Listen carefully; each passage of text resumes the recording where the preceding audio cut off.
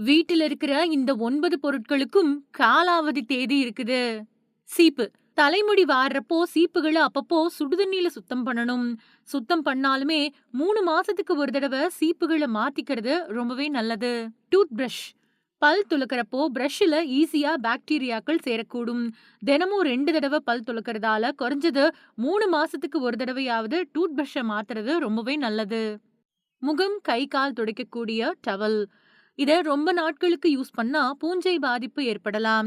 அடிக்கடி துவைச்சாலும் 3 மாசத்துக்கு ஒரு தடவ மாத்துறது ரொம்பவே அவசியம். உள்ளாடைகள்.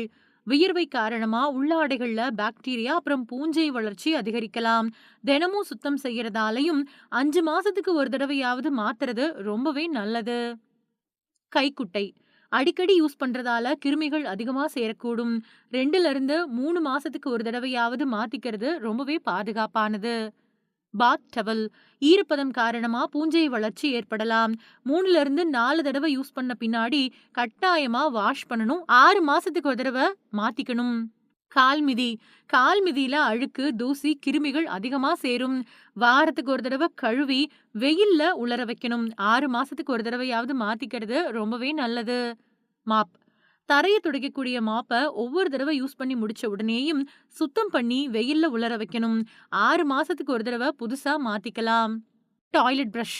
கழிப்பறைய சுத்தம் செய்யக்கூடிய பிரஷ்ஷ பல பேரு ரொம்ப நாட்களுக்கு மாத்தாம யூஸ் பண்ணுவாங்க.